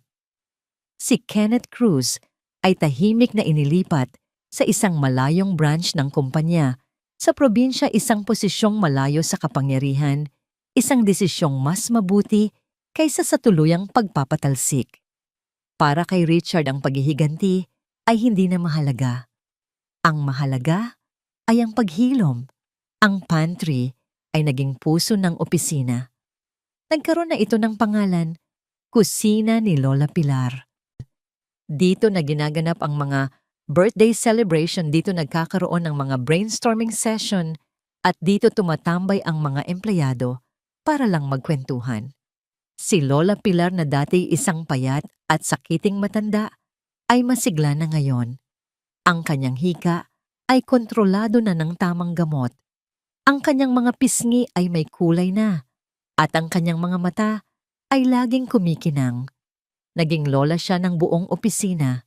Si Mia ay nasa unang baitang na isa sa mga nangunguna sa kanyang klase. Hindi na siya ang mahiyain at takot na bata sa ilalim ng tulay. Siya ngayon ay isang masayahin at matalinong bata na ang paboritong libangan ay ang magbasa ng mga libro kasama ang kanyang ate Zoe. Tuwing katapusan ng linggo, ang maliit na kwarto sa likod ng pantry ay nalilipatan ng tirahan. Sina Lola Pilar at Mia ay umupa na ng isang maliit, ngunit disenteng apartment malapit sa opisina, isang lugar na matatawag nilang tunay na kanila. Ngunit ang relasyon nila sa pamilya Vargas ay mas lalo pang tumibay. Isang Sabado ng hapon, ang penthouse ni Richard na dati isang malamig at tahimik na lugar ay puno ng buhay. Ang amoy ng nilulutong pagkain ay nanggagaling sa kusina, kung saan si Lola Pilar at Zoe ay magkatulong na naghahanda ng hapunan. Sa sala, si Richard at Mia ay seryosong nakaupo sa sahig, naglalaro ng board game. Checkmate! Masayang sigaw ni Mia, itinayo ang kanyang maliit na king. Nanalo na naman po ako, Tito Richard. Napakamot sa ulo si Richard. Ang daya mo, ang galing-galing mo na sa chess. Tumawa si Mia. Ang senior at sir ay matagal nang napalitan ng tito. Lumapit si Zoe mula sa kusina, may dalang isang tray ng juice. Dad, hayaan mo na. Matalo ka man sa chess, panalo ka naman sa puso namin. Biro niya. Isang tunay at masayang tawa ang kumawala kay Richard. Ang relasyon niya kay Zoe ay hindi na bumalik sa dati. Ito ay naging mas matibay pa. Natutunan nilang mag-usap, magpatawad at ang maging sandalan ng isa't isa. Natagpuan nilang muli ang isa't isa sa gitna ng kaguluhan. Ang bango ng niluluto nyo, sabi ni Richard. Ano yan, sekreto? Sagot ni Lola Pilar mula sa kusina. Pero paborito ng isang taong nagdiriwang ngayon. Kumunot ang noo ni Richard. Sa sinong nagdiriwang? Nagkatinginan sina Lola Pilar, Zoe at Mia at sabay-sabay nang ngumiti. Maya-maya, habang nakaupo na sila sa hapagkainan, inilabas ni Lola Pilar ang panghuling putahe. Inilapag niya ito sa harap ni Richard. Isa itong maliit na plato. At sa plato, may isang perpektong hugis, mainit-init pang siopaw na gawa sa kamay. Napatigil si Richard. Tinitigan niya ang siopaw at ang lahat ng alaala ay bumalik ang paradahan, ang takot sa mga mata ni Mia ang kabaitan, sa kabila ng gutom, ang kalahating tinapay na nagbago sa lahat. Para saan to? Tanong niya ang kanyang boses ay bahagyang nanginginig. Lumapit si Mia, sa tabi niya may hawak na isang maliit na cupcake na may isang kandila. Happy anniversary po, Tito Richard, sabi niya. Anniversary opo, sabi ni Mia. 1 taon na po ngayon mula noong araw na hinati niyo ang siopaw para sa akin. Naramdaman ni Richard ang pag-init ng kanyang mga mata. 1 taon. Sa loob ng 1 taon ang kanyang buhay ay nagbago sa paraang hindi niya kailanman inakala. Nawala sa kanya ang takot at kalungkutan at natagpuan niya ang isang bagay na mas mahalaga. May isa pa po sabi ni Zoe. Iniabot niya sa kanyang ama ang isang maliit at patag na kahon na nakabalot sa regalo. Binuksan ito ni Richard. Sa loob nakita niya ang isang simpleng silver na picture frame at sa frame naroon ang nayuping drawing ni Mia ang 4 na taong magkakahawak kamay. Maingat itong na-preserve at na-frame. Para po maalala niyo, Dad, sabi ni Zoe, na minsan ang buong pamilya ay nagsisimula sa isang drawing. Dagdag ni Mia, at para maalala niyo po na minsan ang pinakamagandang bagay sa buhay ay nakatago sa ilalim ng kotse. Hindi na napigilan ni Richard ang kanyang mga luha. Ngunit hindi ito mga luha ng lungkot o pagsisisi. Ito ay mga luha ng purong pasasalamat. Tumayo siya at niyakap ang 4 na pinakamahahalagang tao sa kanyang buhay, si Zoe, si Mia at si Lola Pilar. 4 sila, isang pamilyang binuo hindi ng dugo kundi ng pagkakataon ng kabutihan at ng isang piraso ng siopaw. Kinuha niya ang siopaw, hinati ito sa 4 na piraso at ibinigay sa bawat isa. Kalahati para sa'yo, kalahati para sa'kin. Bulong niya habang iniaabot ang isang piraso kay Mia, inuulit ang mga salitang nagsimula sa lahat. Habang kinakain nila ang kanilang bahagi, tumingin si Richard sa bintana ng kanyang penthouse. Sa labas ang syudad ay kumikinang isang testamento sa yaman at kapangyarihan. Ngunit alam na niya ngayon, ang tunay na yaman ay hindi ang mga gusaling iyon. Ang tunay na yaman ay ang init ng tawanan sa loob ng kanyang tahanan. Ito ay ang pagmamahal sa mga mata ng kanyang anak. Ito ay ang pasasalamat ng isang lola na nabigyan ng pangalawang pagkakataon. At higit sa lahat ito ay ang dalisay ng ngiti ng isang batang babae na nagturo sa isang bilyonaryo na ang pinakadakilang kayamanan sa mundo ay ang kakayahang magbahagi kahit na ang ibabahagi mo lang ay kalahati ng iyong nag-iisang pag-aari.